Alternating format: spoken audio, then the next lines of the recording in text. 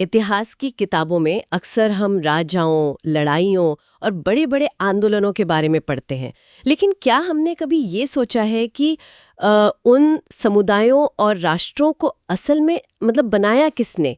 क्या केवल पुरुषों ने ही सारा काम किया? ये बहुत अहम सवाल है। आज हम उसी अदृश्य श्रम की बात करेंगे, है ना? खासकर औपनिवेशिक भारत में महिलाओं के काम की, जिसे अक्सर अनदेखा ही कर दिया जाता है। बिल्कुल, और इसीलिए आज हम इग्नो के इतिहास पाठ्यक्रम की यूनिट 20, जिसका शीर्षक है वुमेन एंड वर्क, यानी महिला और कार्य, इसका एक गहरा विश्लेषण करने वाले हैं। अच्छा। ये यूनिट क्राफ्ट प्रोडक्शन, तकनीकी बदलाव और औद्योगिकरण के उस पूरे दौर में महिलाओं के योगदान और उनके संघर्षों की कई परतें खोलती हैं। और जहां तक यूपीएससी एस्पिरेंट्स की बात है, उनके लिए तो ये यूनिट एक सोने की खान जैसी है। जीएस पेपर 1 में मॉडर्न हिस्ट्री, इंडियन सोसाइटी और निबंध के लिए भी ये ना सिर्फ तथ्य देगी, बल्कि एक बहुत जरूरी नजरिया भी देगी। जी हाँ, भारत में महिलाओं के काम को कैसे देखा जाता था, कैसे गिना जाता था, या ज्यादातर क्यों नहीं गिना जाता था, इस पर इतिहासकारों के बीच क्या बहसें हुई हैं, सरकार की नीतियां क्या थीं और उनका जमीनी असर क्या हुआ, और सबसे अहम सवाल, क्या महिला श्रमिक सिर्फ मूक दर्शक थीं या उन्होंने अपनी आवाज उठाई? हम इन सब पर विस्तार से बात करेंगे, तथ्यों और कहानियों के साथ। बेहतरीन। तो चलिए यूनिट 20.1 इंट्रोडक्शन यानी परिचय से शुरू करते हैं। ये महिलाओं के इतिहास को पढ़ने के अलग अलग तरीके हैं, है ना? जी। स्रोत में इसका जिक्र है? हाँ बिल्कुल। स्रोत 3 मुख्य तरीकों या दृष्टिकोणों की बात करता है। पहला तो ये कि महिलाओं के मुद्दों को मुख्य धारा के इतिहास में ही शामिल कर लिया जाए, इंटीग्रेट कर लिया जाए। जैसे कोई उदाहरण? जैसे मान लीजिए हम आर्थिक इतिहास पढ़ रहे हैं, तो उसमें महिलाओं की आर्थिक भूमिका को भी बराबर जगह दें। दूसरा तरीका है इतिहास को जेंडर के लेंस से देखना। जेंडर यानी सामाजिक रूप से जो भूमिकाएं तय होती हैं। एग्जैक्टली। ये देखना कि समाज ने पुरुष और महिला की भूमिकाएं कैसे गढ़ी और उनका इतिहास पर क्या असर पड़ा। इसे महिला और इतिहास भी कह सकते हैं। और तीसरा, महिलाओं के इतिहास को एक बिल्कुल अलग विषय की तरह पढ़ना। अच्छा, जैसे महिलाओं के वोट डालने के अधिकार का आंदोलन, जिसे सफ्राजिट मूवमेंट कहते हैं, याद रखिएगा, सफ्राजिट मूवमेंट। या फिर फ्रांसीसी क्रांति में महिलाओं की क्या भूमिका थी, या भारत के ही उपनिवेश विरोधी आंदोलन में महिलाओं का क्या महत्व था। स्रोत में कुछ और मुश्किल से लगने वाले शब्द भी हैं, जैसे ट्रांसनेशनल इंटरसेक्शनैलिटी और सेकेंड वेव फेमिनिज्म। ये क्या है, थोड़ा समझाएंगे? हाँ, ये थोड़े जटिल विचार हैं पर जरूरी हैं। देखिए, सेकेंड वेव फेमिनिज्म मोटे तौर पर 1960-70 के दशक का नारीवादी आंदोलन है, जिसने सिर्फ कानूनी बराबरी नहीं बल्कि निजी जीवन, यौनिकता और काम की जगह पर बराबरी जैसे मुद्दों को उठाया। शीला रोबोथम, नाम याद रखें, शीला रोबोथम इसी दौर की एक अहम विचारक हैं। और ट्रांसनेशनल इंटरसेक्शनैलिटी, ये विचार इस बात पर जोर देता है कि महिलाओं के अनुभव सिर्फ उनके लिंग से तय नहीं होते, बल्कि उनकी जाति, वर्ग, नस्ल, राष्ट्रीयता, ये सब चीजें मिलकर उनके अनुभवों को आकार देती हैं, और ये सीमाएं देशों के पार भी जुड़ी होती हैं। स्रोत में एनी बेसेंट जैसी महिलाओं का जिक्र मैटरनल इंपीरियलिस्ट के तौर पर आता है। मतलब वो महिला अधिकारों की बात तो करती थीं, पर कहीं ना कहीं साम्राज्यवादी सोच के दायरे में ही। अच्छा, ये तो काफी गहरा है। अब महिलाओं के काम पर आते हैं। स्रोत कहता है कि इसका अध्ययन करना मुश्किल है। क्यों? इसकी मुख्य वजह है काम की प्रकृति, और जो कार्यस्थल और घर के बीच की जो धुंधली सी रेखा है ना, वो यहीं पर वो घरेलू श्रम बहस, डोमेस्टिक लेबर डिबेट सामने आती है, जिसकी बात हमने थोड़ी देर पहले की थी। क्या घर पर किया जाने वाला अवैतनिक काम, खाना बनाना, साफ सफाई, बच्चों की देखभाल, बुजुर्गों की देखभाल, क्या इसे आर्थिक काम माना जाना चाहिए, क्योंकि इस पर तो कोई पैसा नहीं मिलता? ये सोचने वाली बात है, क्योंकि पारंपरिक श्रम इतिहास ने तो इस पर ध्यान ही नहीं दिया, है ना? वो तो यूनियनों और फैक्ट्रियों पर ही केंद्रित रहा। बिल्कुल। और क्योंकि ये जगहें ज्यादातर पुरुषों के दबदबे वाली थीं, तो ऐसा लगने लगा कि इतिहास के संघर्षों में महिलाएं थी ही नहीं, लगभग अदृश्य थीं। और एक बात और, औपनिवेशिक काल में अलग अलग समय पर और अलग अलग जगहों पर औद्योगिक कार्यबल में महिलाओं की हिस्सेदारी भी बदलती रही, जिससे उनके प्रभाव को और कम आंका गया। और सुधारों को लेकर क्या धारणा थी कि वो कैसे हुए? अक्सर यही माना जाता था कि महिलाओं के लिए जो भी थोड़े बहुत सुधार हुए, वो या तो सरकार की पितृसत्तात्मक, मतलब पिता वाले भाव से की गई मेहरबानी थी, या फिर यूनियनों की सद्भावना थी। जैसे महिलाओं का खुद का कोई रोल ही नहीं था उसमें, उन्हें निष्क्रिय लाभार्थी मान लिया गया। हाँ बिल्कुल, निष्क्रिय लाभार्थी, ना कि सुधारों या अधिकारों के एजेंट यानी बदलाव लाने वाले कर्ता। ये थोड़ा कह सकते हैं गुस्सा दिलाने वाला नजरिया है।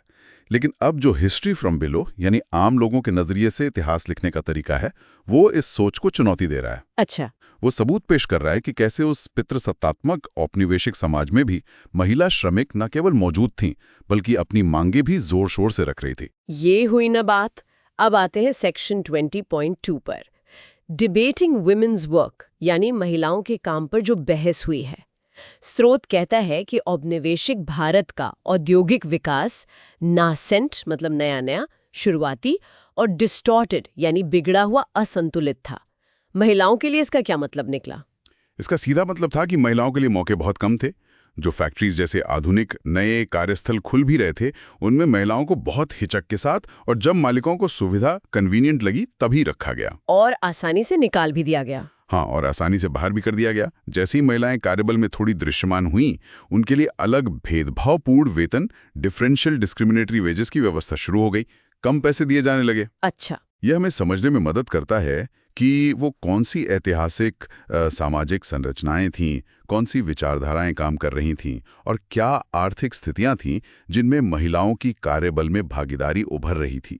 ये एक तरह का ऐतिहासिक अन्याय था। स्रोत 2 तरह के श्रम की बात करता है। ये मुझे बहुत दिलचस्प लगा। हाँ, ये बहुत महत्वपूर्ण है, इसे समझना जरूरी है। पहला, श्रम का उत्पादन और पुनरुत्पादन, प्रोड्यूस एंड रिप्रोड्यूस लेबर। इसका मतलब है वो काम जो परिवार और समाज को बनाए रखने के लिए जरूरी है, रोजमर्रा के स्तर पर भी और पीढ़ी दर पीढ़ी भी।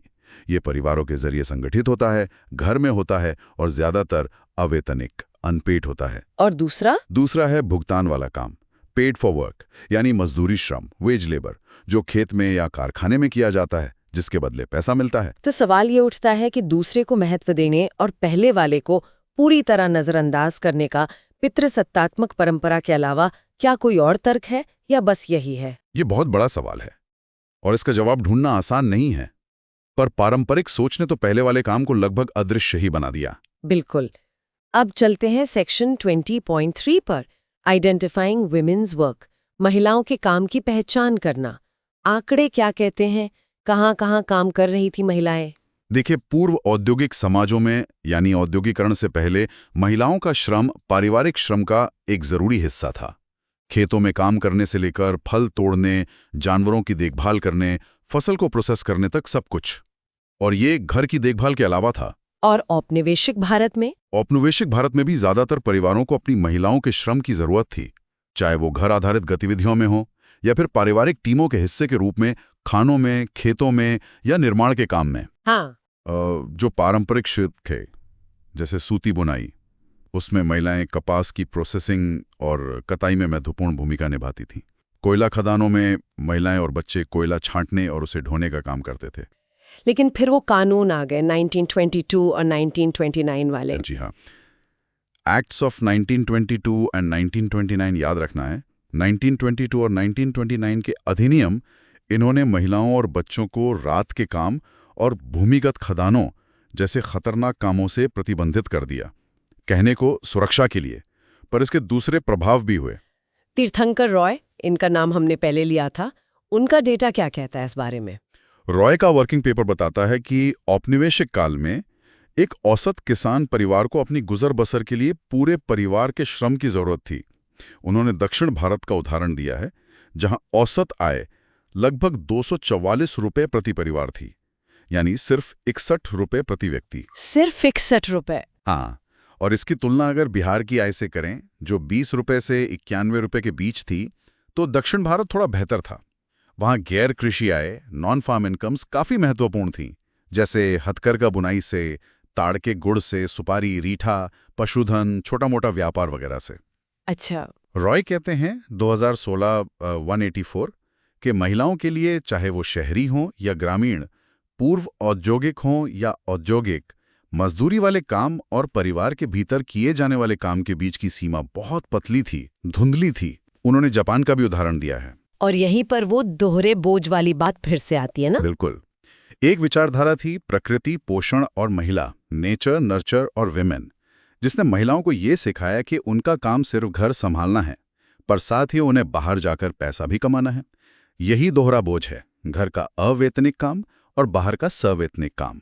और कुछ कामों को तो महिलाओं का प्राकृतिक डोमेन मान लिया गया। हाँ, और वो काम या तो अवैतनिक थे या बहुत कम भुगतान वाले। घर के काम के इस बोझ ने महिलाओं को दूसरे श्रमों से मुक्ति नहीं दिलाई, बल्कि अक्सर उनके दूसरे कामों को छुपा दिया, कैमोफ्लाज्ड। यही वो महिलाओं के काम की अदृश्यता है जिस पर नारीवादियों ने इतने लंबे समय तक सवाल उठाए हैं।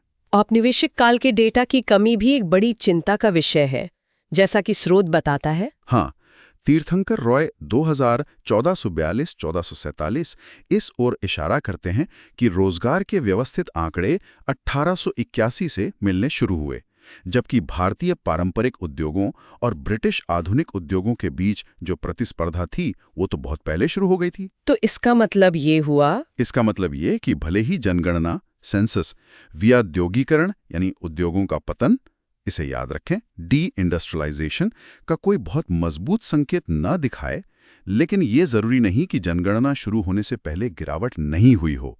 वो गिरावट पहले हो चुकी हो सकती है। हाँ, ये महत्वपूर्ण बिंदु है। अच्छा, जनगणना में महिलाओं को किन कामों में दिखाया गया है? कई तरह के कामों में, कृषि कार्य से लेकर कारखानों तक, घर आधारित कताई से लेकर छोटे व्यापार और वाणिज्य तक।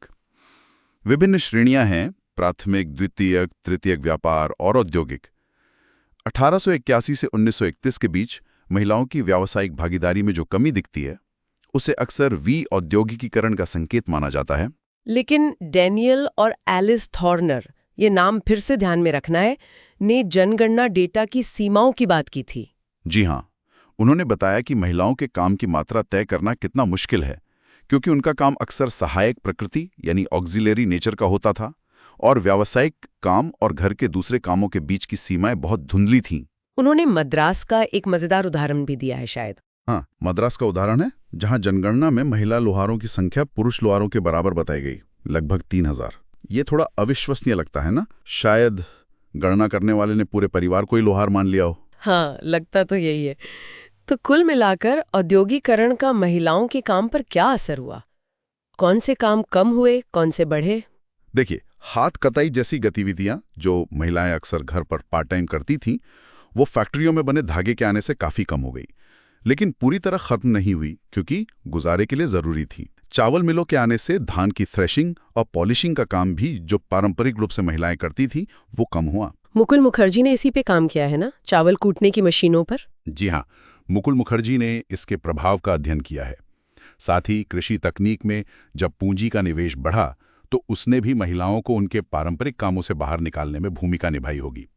तो हुआ ये कि जब पारंपरिक क्षेत्र व्यावसायीकरण की चपेट में आए तो महिलाएं अक्सर बाहर हो गई और कारखाने के श्रमिकों का बस एक छोटा सा हिस्सा ही बन पाई। अच्छा। तीर्थंकर रॉय के अनुसार यही मुख्य कारण है कि 1881 और 1931 के बीच उद्योग में काम करने वाली महिलाओं के प्रतिशत में गिरावट आई। लेकिन कुछ क्षेत्रों में तो महिलाएं बनी रहीं। हाँ बिल्कुल, महिलाएं उन क्षेत्रों में श्रम करती रहीं जो ज्यादा दोहराव वाले थे, जिनमें ज्यादा शारीरिक मेहनत लेबर इंटेंसिव लगती थी, जिनमें पैसा कम लो पेइंग मिलता था और जो मौसमी प्रकृति के थे। कृषि तो खास तौर पर एक प्रमुख क्षेत्र बना रहा महिलाओं के लिए। फिर से उस घरेलू श्रम बहस, डोमेस्टिक लेबर डिबेट पर आ जाते हैं। हाँ, ये विचार के महिला का घरेलू श्रम जो श्रमिक परिवार के पुनरुत्पादन के लिए, मतलब परिवार को चलाने और अगली पीढ़ी को तैयार करने के लिए जरूरी है, उसे आर्थिक श्रम नहीं गिना जा सकता। ये सोच बहुत गहरी बैठी हुई थी। लेकिन कुछ विद्वान मानते हैं कि इसे गिनना चाहिए। हाँ, कुछ विद्वानों का मानना है कि घरेलू श्रम को भी महिलाओं के काम की मात्रा तय करते समय शामिल किया जाना चाहिए। जयति घोष, ये नाम भी महत्वपूर्ण है, 2020 का तर्क है कि जैसे राष्ट्रीय नमूना सर्वेक्षण में कुछ कोडित कार्य हैं जिन्हें स्पष्ट रूप से काम माना जाना चाहिए पर गिना नहीं जाता। ये आज भी एक बड़ा मुद्दा है। तीर्थंकर रॉय के अनुसार शहरीकरण का क्या प्रभाव पड़ा महिलाओं के काम पर? रॉय बताते हैं कि शहरी कारखानों में जो मुख्य प्रवास माइग्रेशन हुआ वो ज्यादातर एकल पुरुषों का था। महिलाएं अक्सर परिवारों के साथ गांव में ही काम करती रहीं। स्रोत में एक तालिका भी है, टेबल 11.2, जो 1901 से 2001 तक महिला श्रमिकों के आंकड़े दिखाती है। हाँ, वो तालिका कुछ अहम अनुपात दिखाती है, जैसे कुल मजदूरों में महिला मजदूरों का हिस्सा, कृषि मजदूरों में महिलाओं का हिस्सा और विनिर्माण यानी मैन्युफैक्चरिंग में महिलाओं का हिस्सा। इसमें समय के साथ आए बदलाव दिखते हैं। जैसे 1901 की तुलना में 2001 में स्थिति क्या थी, उसमें UI और IU जैसे कोड भी हैं, जिनका मतलब है अर्बन इंडिया और इंडस्ट्रियल अंडरटेकिंग, यानी शहरी भारत और औद्योगिक उपक्रम। इन आंकड़ों से पता चलता है कि संगठित औद्योगिक क्षेत्र में महिलाओं की भागीदारी सीमित ही रही। और अलग अलग शहरों और उद्योगों में महिलाओं की हिस्सेदारी क्या थी? क्या ये सब जगह एक जैसी थी? नहीं, बिल्कुल नहीं। आंकड़ों में बहुत अंतर दिखता है। जैसे बॉम्बे कपड़ा कार्यबल 1926 में सिर्फ 23% महिलाएं थीं। सिर्फ 23%? हाँ, कानपुर में तो मुश्किल से 5%, दक्षिण भारत में करीब 10%, और कलकत्ता के जूट उद्योग में अंतर्युद्ध काल इंटरवॉर पीरियड में लगभग 20% महिलाएं थीं। ये आंकड़े तो वाकई बहुत कम हैं। जी, और जैसे जैसे मजदूरी का मानकीकरण, स्टैंडर्डाइजेशन हुआ, नियम वगैरह बने और शहरीकरण बढ़ा, बॉम्बे, मद्रास, मदुरै और कोयम्बटूर जैसे शहरों के सूती वस्त्र उद्योग संगठित कारखाना काम के मामले में पुरुषों का गढ़ बन गए। सुनील कुमार सेन, ये नाम फिर याद रखना है। बॉम्बे में इस गिरावट के क्या कारण बताते हैं?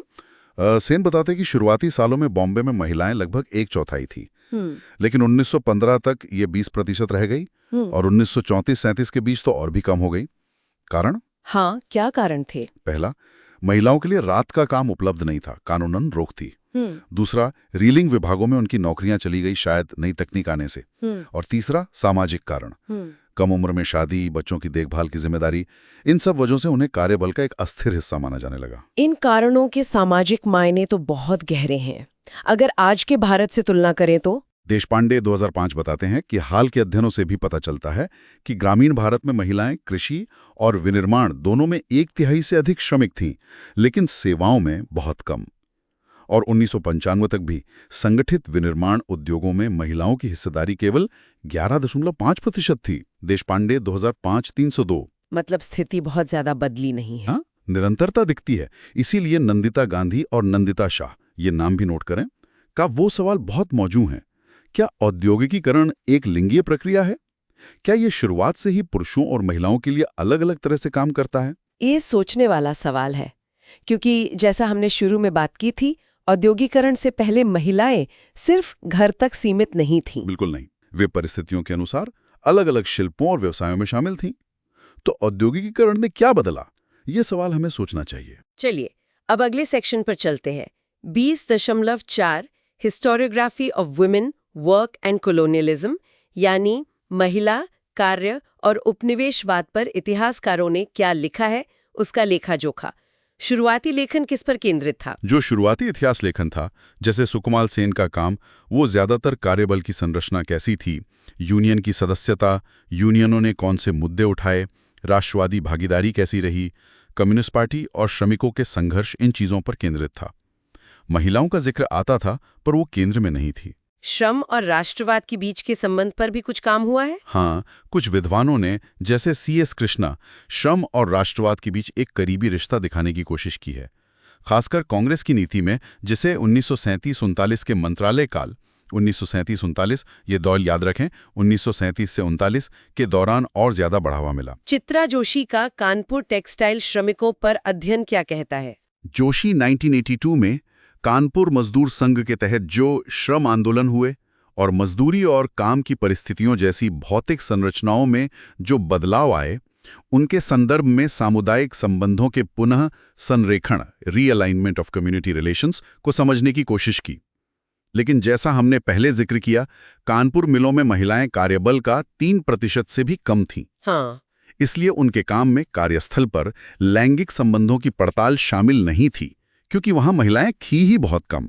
बॉम्बे पर कुछ और महत्वपूर्ण अध्ययन हुए हैं? हाँ, दिक कोयमन का अध्ययन भर्ती की जॉबर प्रणाली, जॉबर सिस्टम, ये एक तरह का बिचौलिया होता था जो मजदूरों की भर्ती करता था और उन पर नियंत्रण रखता था, से जो संरक्षक ग्राहक संबंध, पेट्रन क्लाइंट रिलेशनशिप बनते थे, उस पर रोशनी डालता है। और राजनारायण चंद्रवरकर ने बॉम्बे श्रमिक वर्ग कैसे बना, उसका अध्ययन किया है।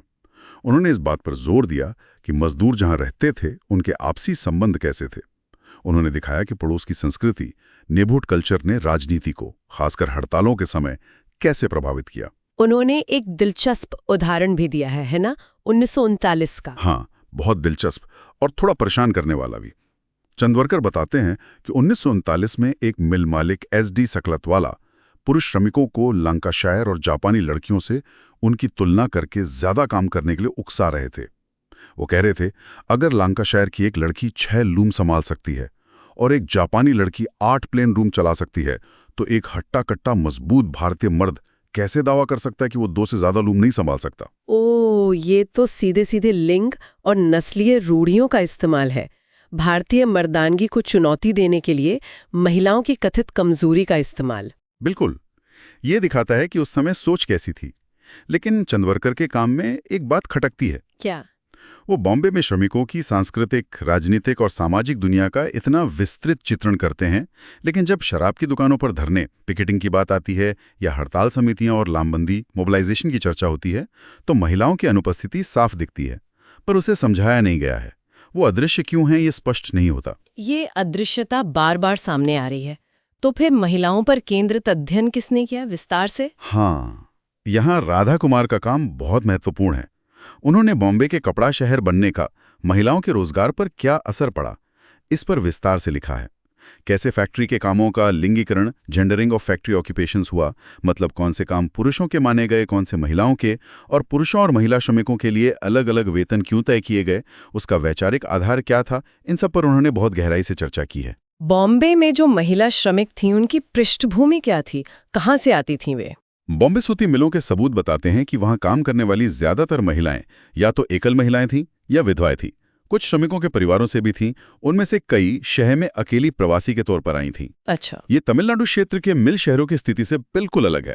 वहां, जैसा समानता वॉरियर 1993 ने दिखाया, महिलाएं ज्यादातर श्रमिकों के परिवारों से ही भर्ती की जाती थीं। राधा कुमार ने बॉम्बे में महिलाओं की नौकरियां जाने का क्या कारण बताया? उन्होंने किस बात पर जोर दिया? उन्होंने तर्क दिया कि संघीकरण यानी यूनियनों का बनना और पारिवारिक वेतन का विचार, ये सोच कि पुरुष को इतना कमाना चाहिए कि पूरा परिवार पल जाए, और साथ ही बॉम्बे मिलों के मालिकों की मातृत्व लाभ देने में आनाकानी, जो कि मातृत्व लाभ अधिनियम 1932, मैटरनिटी बेनिफिट एक्ट 1932, एक्ट याद रखें 1932 के तहत अनिवार्य था। जी हाँ, जो अनिवार्य था। इन सब कारणों का मिलाजुला परिणाम ये हुआ कि महिलाओं ने न सिर्फ मिल की नौकरियां खोईं, बल्कि बॉम्बे शहर में जीने को अपना एक तरीका भी खो दिया। ये एक जटिल प्रक्रिया थी जिसने महिलाओं को हाशिए पर धकेल दिया। ये तो वाकई अन्यायपूर्ण लगता है। अब समिता सेन, एक और अहम नाम, कि जूट उद्योग पर किए गए अध्ययन की बात करते हैं। उन्होंने क्या पाया? सिन 1999 ने दिखाया कि कैसे कलकत्ता का जूट उद्योग, जहां शुरुआत में महिला समावेशी कार्यबल था, वो धीरे धीरे मुख्य रूप से पुरुषों का कार्यबल बन गया। 19वीं सदी के अंत में महिलाएं कुल श्रमिकों का लगभग 20% थी, पर 1890 से 1940 के बीच ये आंकड़ा 12 से 17% के आसपास ही रहा। गिरावट आई मतलब? हाँ, और 1930 के दशक तक आते आते मिल मालिकों ने व्यवस्थित रूप से पुरुषों की भर्ती शुरू कर दी और महिलाओं को कार्यबल से बाहर कर दिया। ये महिला श्रमिक अक्सर अकेली, प्रवासी, परित्यक्त यानी छोड़ी हुई या विधवाएं होती थीं। उन्हें वर्ग और यौन उत्पीड़न, क्लास एंड सेक्सुअल ऑपरेशन दोनों का सामना करना पड़ता था, और वे हड़तालों में बहुत उग्र प्रतिभागी होती थीं। अच्छा, वे लड़ती थीं मतलब? बिल्कुल। सेन के अनुसार जूट उद्योग महिलाओं को रोजगार दिए बिना भी चल सकता था, क्योंकि ज्यादातर पुरुष श्रमिकों के परिवार गांव में रहते थे, जहां महिलाएं काम करती थीं और परिवार संभालती थीं। और जूट मिलों में विवाहित महिलाएं अक्सर तभी काम करती थीं जब घर में आर्थिक तंगी होती थी। इस वजह से भी महिलाओं की मजदूरी कम रखने में मदद मिली। ये पूरी व्यवस्था ही शोषण पर आधारित लगती है। जॉन ब्रेमन ने अहमदाबाद टेक्सटाइल श्रमिकों पर क्या बताया? ब्रेमन 2004 बताते हैं कि अहमदाबाद में जो कपड़ा उद्योग 1861 में रणछोड़लाल छोटालाल ने शुरू किया था, उसमें शुरू से ही मुख्य रूप से पुरुषों की भर्ती, dominantly male nature of recruitment होती थी। कुछ महिलाओं को तैयारी के कामों में जगह मिली थी, लेकिन उन्हें भी 19वीं सदी के अंत तक बाहर कर दिया गया। कुछ महिलाएं, खासकर गरीब परिवारों और निचली जातियों की, कम मजदूरी और अकुशल काम, अनस्किल्ड वर्क के साथ बनी रहीं। अहमदाबाद में कानूनों का क्या असर हुआ, जैसे 1891 का फैक्ट्री एक्ट? हाँ, 1891 का फैक्ट्रीज एक्ट 1981 एक्ट, दोबारा याद रखें 1891, इसने महिलाओं के काम के घंटे घटाकर 11 प्रतिदिन कर दिए। दिलचस्प बात यह है कि महिलाओं ने खुद इस बदलाव के खिलाफ याचिका दायर की। उन्हें डर था कि घंटे कम होने से उनकी नौकरियां चली जाएंगी। ब्रेमन ने इसे महिलाओं का एक तरह का विरोध बताया है। फिर 1922 में सरकार ने महिलाओं के लिए रात के काम शाम 7 बजे से सुबह 5:30 बजे तक पर प्रतिबंध लगा दिया। और वो पारिवारिक वेतन वाला मुद्दा अहमदाबाद में कैसे सामने आया? वहां भी ये मुद्दा उठा। यूनियन ने 1929 में एक श्रमिक के पारिवारिक वेतन का अधिकार उठाया, यानी इतनी मजदूरी मिले कि श्रमिक के परिवार का गुजारा हो सके। मालिकों ने प्रस्ताव रखा कि पुरुषों की मजदूरी बढ़ा सकती है अगर काम का युक्तिकरण, मतलब काम को ज्यादा इफिशिएंट बनाने के तरीके, अक्सर इसमें मजदूरों की छटनी होती है, अपनाया जाए। और इसका महिलाओं पर क्या असर हुआ? असर ये हुआ कि ये प्रस्ताव रखा गया कि उन महिला श्रमिकों को जिनके पति काम कर रहे थे और पारिवारिक वेतन के हकदार थे, उन्हें हटाया जा सकता है। ये प्रक्रिया काफी समय तक खिंचती रही। मतलब पुरुषों की मजदूरी बढ़ाने के लिए महिलाओं को हटाने का प्रस्ताव। हाँ, एक तरह से यही। टेक्सटाइल लेबर एसोसिएशन TLA, ये नाम याद रखें, ने 1935 में पुरुष श्रमिकों के लिए बेहतर सौदा करने की कोशिश की, लेकिन इस प्रक्रिया में महिला श्रमिक पूरी तरह से अलग थलग पड़ गईं। अहमदाबाद मिल ओनर्स एसोसिएशन AMA और मजदूर महाजन सभा, ये गांधीवादी यूनियन थी, के बीच जो समझौता हुआ उसमें युक्तिकरण और बढ़ी हुई मजदूरी के साथ साथ उन महिला श्रमिकों ने अपनी नौकरियां खो दी जिनके पति उसी मिल में काम करते थे। ये तो सरासर अन्याय है। एक समूह के फायदे के लिए दूसरे को बलि का बकरा बना दिया गया। बिल्कुल, ये दिखाता है कि कैसे यूनियनें भी कभी-कभी महिलाओं के हितों के खिलाफ जा सकती थीं। तो इससे ये बात साफ होती है कि शोध के लिए सिर्फ महिलाओं की उपस्थिति ही महत्वपूर्ण नहीं है, उनकी अनुपस्थिति भी सवाल उठाती है। हाँ, उनकी अनुपस्थिति भी व्याख्या की मांग करती है। या हो सकता है कि वो अनुपस्थिति सिर्फ एक भ्रम, इल्यूजरी हो, महिलाओं को जानबूझकर अदृश्य बनाने का नतीजा। अगर कोई नीति महिलाओं की चिंताओं को संबोधित करती है तो वो शोध के लिए एक संभावना खोलती है। यही बात महिलाओं द्वारा की गई विरोध कार्यवाहियों, प्रोटेक्ट एक्शंस पर भी लागू होती है। विरोध क्यों महत्वपूर्ण है? क्योंकि विरोध न केवल सामूहिक एकजुटता दिखाते हैं, बल्कि उनमें मौजूद मतभेदों को भी उजागर करते हैं। और ये दोनों ही चीजें महिलाओं के सशक्तिकरण, एम्पावरमेंट और उनकी चेतना, कॉन्शियसनेस के विकास को समझने के लिए जरूरी हैं। एक महिला श्रमिक का रोजमर्रा का अनुभव, एवरीडे एक्सपीरियंस कैसा रहा होगा? बहुत जटिल लगता है। बहुत जटिल।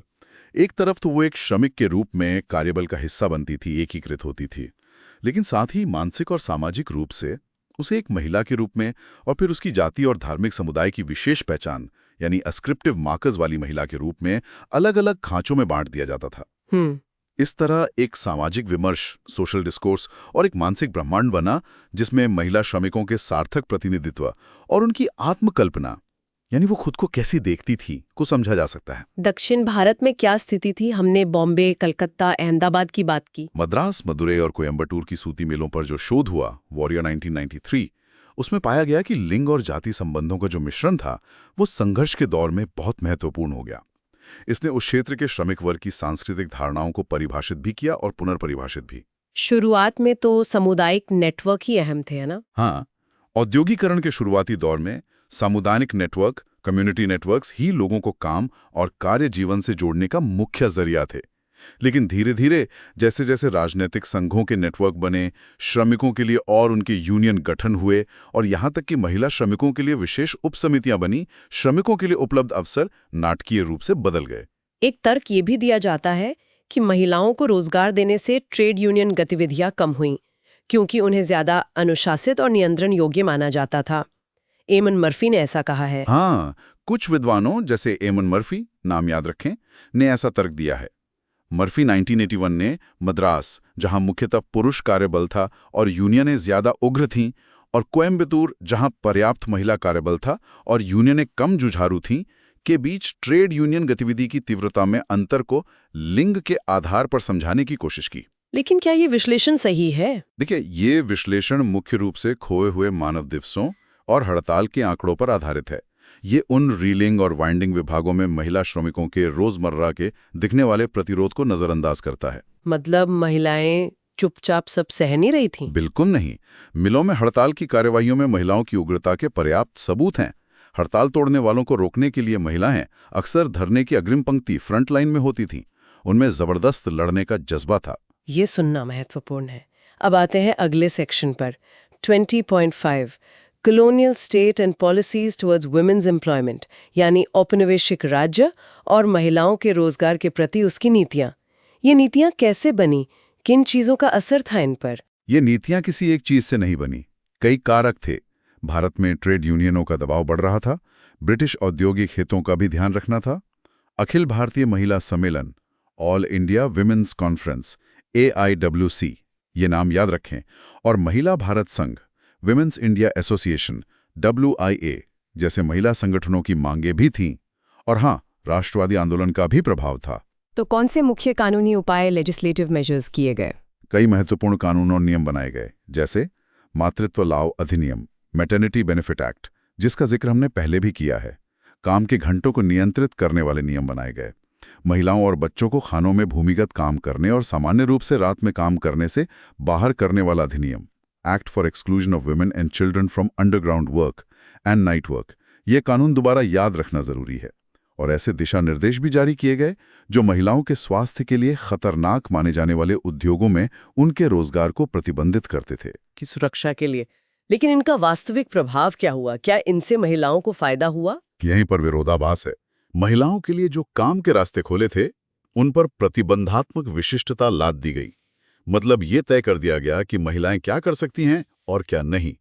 ये औद्योगिकरण के अनुभव का ही एक हिस्सा था। और औपनिवेशिक स्थिति में कानून का कमजोर प्रवर्तन, यानी कानूनों को ठीक से लागू न करना, स्थिति को और भी जटिल बना देता था। जब कानून के दबाव ने काम के दायरे को सीमित कर दिया, तो महिलाओं के लिए कार्यबल का हिस्सा बने रहना और मुश्किल हो गया। और एक और विडंबना थी, है ना? हाँ, विडंबना ये थी कि जब वे व्यवसाय जिनमें महिलाएं पहले से काम कर रही थीं, संगठित क्षेत्र का हिस्सा बन गए और उनमें तनख्वाहें बेहतर होने लगीं, तो काम की उपलब्धता कम होने के बहाने उन्हें उन्हीं कामों से बाहर धकेल दिया गया जिनमें उन्होंने शुरू में इसलिए प्रवेश पाया था क्योंकि वे उसमें अच्छी थीं। ये तो बहुत ही अन्यायपूर्ण है। मतलब अच्छा काम करने की सजा मिली एक तरह से। क्या महिलाओं ने इसका विरोध किया? हाँ, बिल्कुल किया। कार्यस्थल पर मिले इन अनुभवों के जरिए महिलाओं ने अपनी अपेक्षाओं को जाहिर किया और जब उन्हें बाहर निकाला गया तो अपने असंतोष को भी व्यक्त किया। ये हमें बॉम्बे और मद्रास प्रेसिडेंसी के मिल शहरों दोनों जगह सूती उद्योग में देखने को मिलता है। कहाँ-कहाँ उनकी सक्रियता दिखी? देखिए, कल्याणकारी उपायों को लागू करने या न करने पर, खासकर मातृत्व लाभ का भुगतान करने में मैनेजमेंट की आनाकानी पर और समान काम के लिए समान वेतन की भावना को लागू न करने पर, इन सब मुद्दों पर महिलाओं की एजेंसी यानी उनकी कर्ता शक्ति और सक्रियता, एक्टिविज्म के कई उदाहरण मिलते हैं। वे चुप नहीं रहीं। प्रवासी महिला मजदूरों के बारे में स्रोत क्या कहता है? उनकी स्थिति कैसी थी? पुरुषों के साथ या अकेले महिलाओं के प्रवास की कहानियां, खासकर ब्रिटिश पूंजी के स्वामित्व वाले चीनी बागानों में काम करने के लिए जहाज़ों में भरकर ले जाए गए मजदूरों के रूप में, ये डायस्पोरिक विद्या यानी प्रवासी समुदायों की कहानियों और ऐतिहासिक रिकॉर्ड का हिस्सा हैं। क्या परिवारों को ले जाने के लिए प्रोत्साहित किया जाता था? हाँ, कार्टर 1992 जैसे विद्वान जो मॉरिशस के बागानों में भारत से पारिवारिक प्रवास का अध्ययन करते हैं, वो तर्क देते हैं कि पूरे परिवारों के प्रवास के लिए जो आधिकारिक प्रोत्साहन दिया जाता था, उसका एक मकसद सस्ता महिला श्रम प्राप्त करना था और साथ ही कॉलोनी में श्रम के पुनरुत्पादन को सुविधाजनक बनाना भी था। मतलब वहां मजदूरों की अगली पीढ़ी तैयार हो सके। तो ये दोहरा उद्देश्य था। कौन से शुरुआती उद्योग थे जिनमें महिलाएं बड़ी संख्या में लगी हुई थीं? मुख्य रूप से कोयला, वस्त्र, जूट और बागान, जैसे चाय के बागान। जानकी नायर इनाम भी महत्वपूर्ण है। चाय बागान क्षेत्र में महिलाओं के लिए श्रम कानून पर चर्चा करते हुए कई ऐसे अध्ययनों का हवाला देती हैं जो औपनिवेशिक काल के दौरान महिलाओं के रोजगार की खराब स्थिति को दर्शाते हैं। चाय बागानों में स्थिति कैसी थी? क्या वहां महिलाएं ज्यादा थीं? हाँ, चाय बागानों में महिलाएं कार्यबल का 40% से भी अधिक थीं। ये मुख्य रूप से असम में छोटा नागपुर, मध्य प्रांत, मद्रास प्रेसिडेंसी और संयुक्त प्रांत से लाई गई प्रवासी थी। लेकिन उनकी संख्या ज्यादा होने के बावजूद उन्हें या उनकी आजीविका को सुरक्षित करने का कोई खास प्रयास नहीं किया गया। नतीजा, उच्च मृत्यु दर, हाई लेवल्स ऑफ मोर्टेलिटी। जी, पूरे परिवार के साथ साथ अकेली महिलाएं भी बागानों में काम करती थीं। चाय बागानों में पुरुषों और अकेली महिलाओं के बीच जो निजी संबंध बनते थे, उन्हें डिपो मैरिजेस कहा जाता था। इस पर बहुत बहस हुई कि इसे कैसे नियंत्रित किया जाए ताकि एक अनुशासित कार्यबल बना रहे। मतलब उनके निजी जीवन पर भी नियंत्रण। हाँ, बड़ी संख्या में श्रम की जरूरतों को पूरा करने के लिए आदर्श इकाई के रूप में श्रमिक वर्ग परिवार को बढ़ावा दिया गया। भर्ती के तरीके और कानून भी महिलाओं के प्रति पक्षपाती थे। विवाहित महिलाएं केवल अपने पति की अनुमति से ही काम के लिए साइन अप कर सकती थीं। ये एक ऐसा क्षेत्र था जहां महिलाओं के श्रम का उपयोग जरूरी था, लेकिन उन पर पितृसत्तात्मक नियंत्रण भी बहुत ज्यादा था। कोयला और अभ्रक खदानों के बारे में क्या? वहां भी कमोबेश यही स्थिति थी। पुराने पिछड़े सामाजिक संबंध जारी रहे। सस्ते लचीले श्रम की लगातार बढ़ती मांग को पूरा करने के लिए पारिवारिक व्यवस्थाओं और अकेली महिलाओं, दोनों तरह से महिलाओं की भर्ती की गई। डैगमार कर्जे का जिक्र है स्रोत में। हाँ, डैगमार कर्जल, नाम याद रखें, ने झरिया की कोयला खदानों का एक सर्वेक्षण किया था, जिसका हवाला लिंजे बांज ने दिया है। वो सर्वेक्षण काम और जीवन की बेहद निराशाजनक स्थितियों को दिखाता है। सरदार यानी ठेकेदार पूरे परिवार को एक साथ मजदूरी देता था और छोटे बच्चे भी श्रम का हिस्सा थे। और जब वो कानून आए 1922 और 1929 वाले, जिन्होंने महिलाओं को भूमिगत काम से बाहर किया। हाँ, जब 1922 में पहली बार और फिर 1929 में कानून underground work excluding women and children कानून, फिर से याद रखें, लाया गया, तो भी इस क्षेत्र में महिलाओं का काम जारी रहा। हालांकि अब वो अदृश्य हो गया और मुख्य रूप से जमीन के ऊपर होता था। महिलाओं के लिए भूमिगत काम छिन जाने पर बहस तो बहुत हुई, लेकिन इस बहस में महिलाओं के काम करने के अधिकार, वुमेन्स राइट टू वर्क का मुद्दा कभी नहीं उठाया गया। ये बहुत बड़ी चूक है। कोयला खदानों में संख्या क्या थी महिलाओं की? सुनील कुमार सेन बताते हैं कि 1897 में बंगाल की कोयला खदानों में लगभग 6,618 महिला श्रमिक थीं। 1915 और 1921 के बीच भूमिगत काम करने वाले प्रति पुरुष 6 महिलाएं थीं और वे अपने छोटे बच्चों को भी साथ ले जाती थीं। लेकिन 1938 तक आते आते महिलाएं कार्यबल का केवल 11% रह गईं। इतनी बड़ी गिरावट, ये धारणा कि महिला श्रमिक निष्क्रिय या नाजुक थीं, ये तो बिल्कुल गलत लगती है। बिल्कुल गलत है। तमिलनाडु की मिलों के संदर्भ में अम्मू अम्मल, थयम्मल, शिवन अम्मल, इन बहादुर महिलाओं के नाम याद रखें, जैसी उग्र सक्रिय महिलाएं थीं जिनके वीरतापूर्ण संघर्षों ने काम के माहौल को बदलने में मदद की। महिलाओं के संघर्ष सिर्फ वो नहीं थे जिनसे उन्हें कोई भौतिक लाभ मिला, बल्कि उससे भी ज्यादा महत्वपूर्ण थे कार्यस्थल पर अपनी गरिमा और अधिकारों की रक्षा के लिए किए गए उनके रोजमर्रा के संघर्ष। इसमें कामुकता का मुद्दा कैसे आता है? स्रोत में इसका भी जिक्र है। हम महिलाओं को अक्सर उनके जीवन साथी के साथ कार्यबल में एक सहायक के रूप में देखा जाता था, न कि अपने आप में एक स्वतंत्र श्रमिक के रूप में। सूती मिलों में तो निश्चित रूप से ऐसा ही था।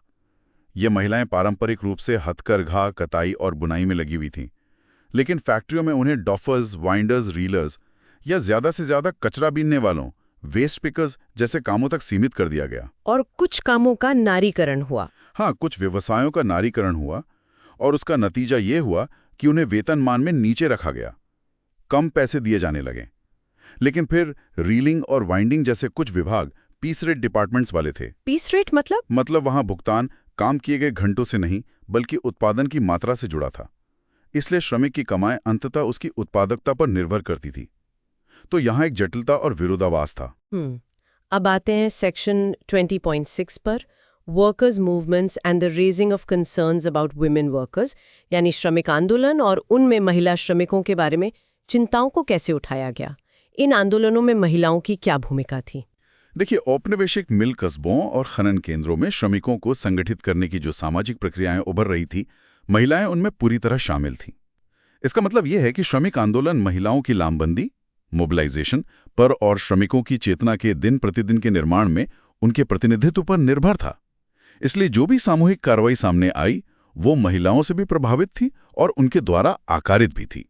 क्या महिलाओं की अपनी अलग मांगें भी थीं, या वे सिर्फ पुरुषों की मांगों का समर्थन कर रही थीं? नहीं, बिल्कुल उनकी अपनी मांगें थीं।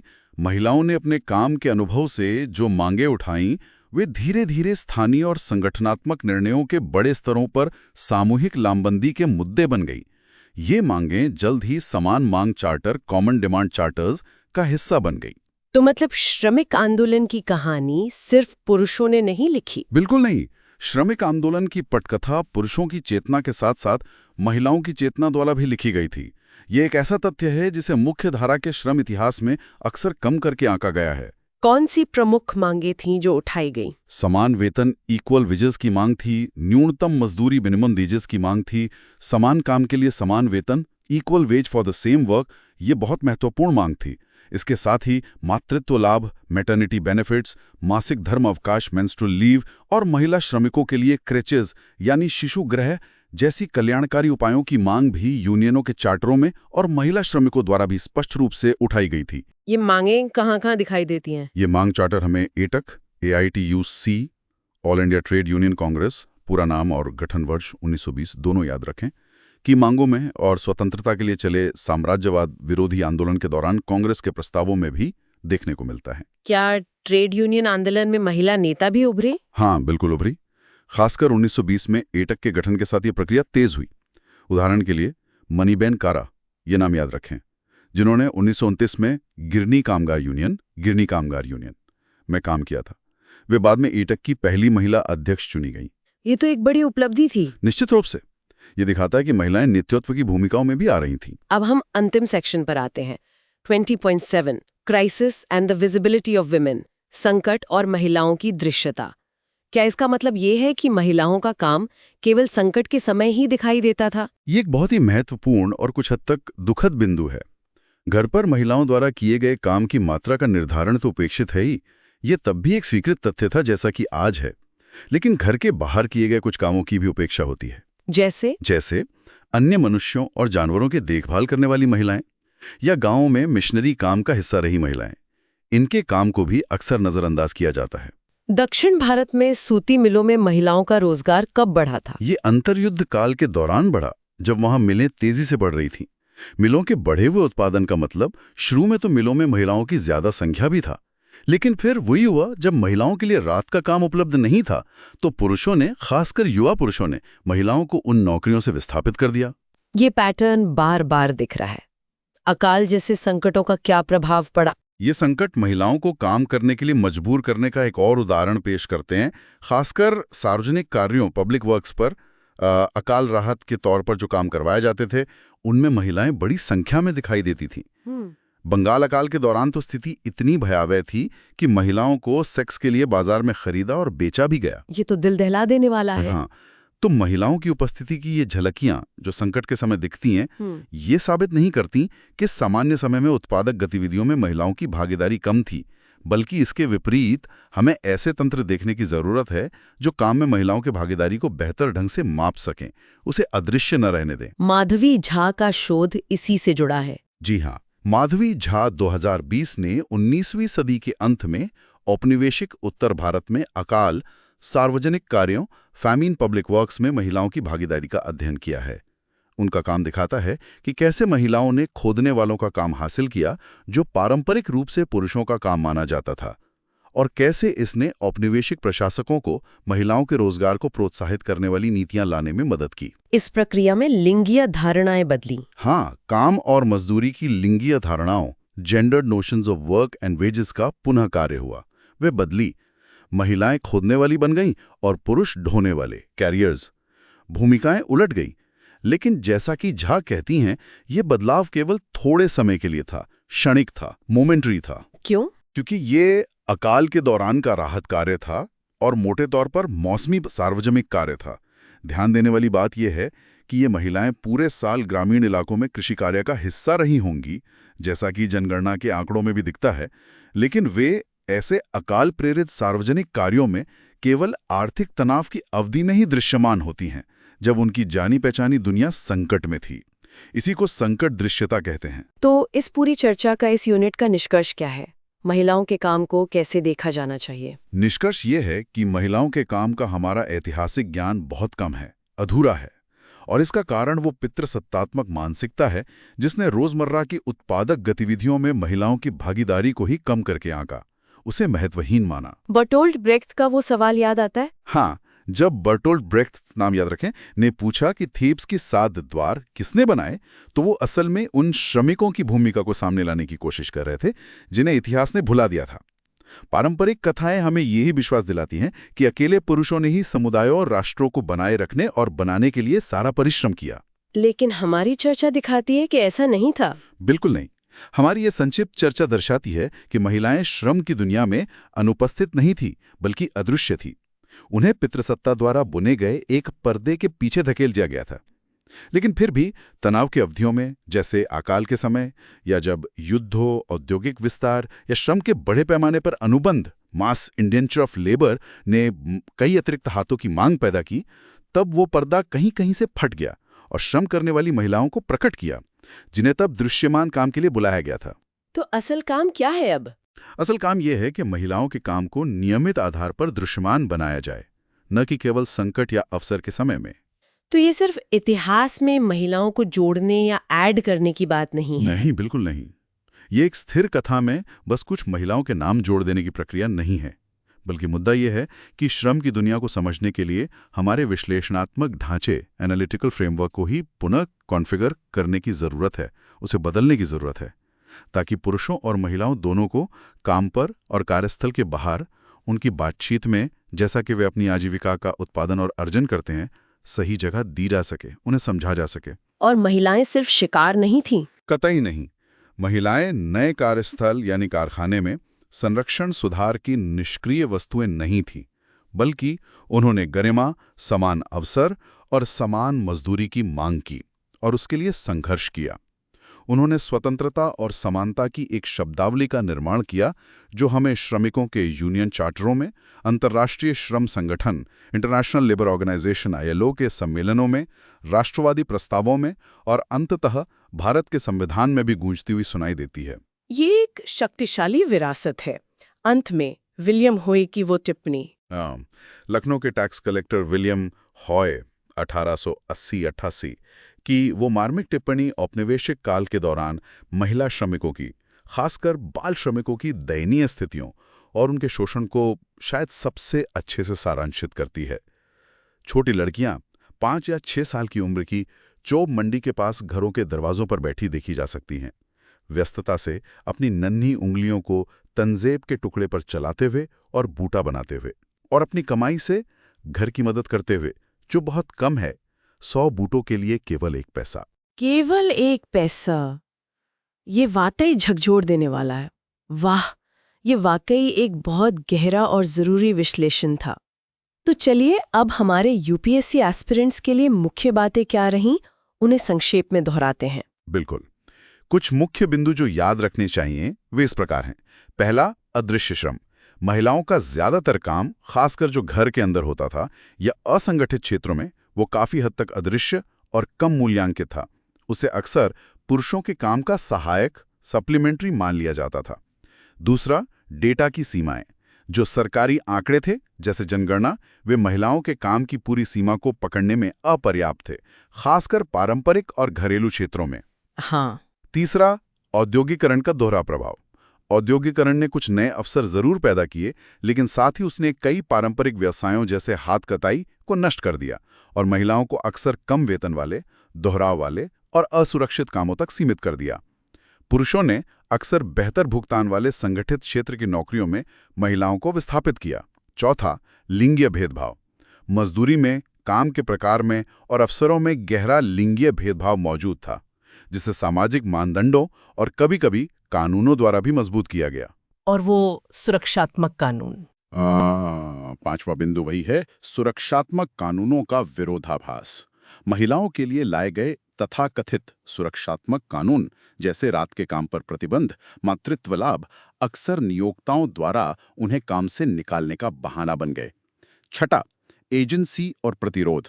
महिलाएं निष्क्रिय शिकार नहीं थीं, उन्होंने यूनियनों में, हड़तालों में और रोजमर्रा के प्रतिरोध के माध्यम से अपनी मांगें, जैसे समान वेतन, बेहतर स्थिति, गरिमा को उठाया और उनके लिए संघर्ष किया। उनकी अपनी एजेंसी थी। बिल्कुल। 7वां, संकट में दृश्यता। महिला श्रम अक्सर संकट के समय, जैसे अकाल, युद्ध, औद्योगिक उछाल में ज्यादा दृश्यमान हो जाता था, लेकिन ये उनकी निरंतर मगर अक्सर अनदेखी उपस्थिति को ही उजागर करता था। वे हमेशा से अर्थव्यवस्था का हिस्सा थीं। और 8वां, इतिहास लेखन का विकास। श्रम इतिहास धीरे धीरे महिलाओं के योगदान को पहचानने और केवल पुरुषों पर केंद्रित दृष्टिकोण से आगे बढ़ने की ओर बढ़ रहा है।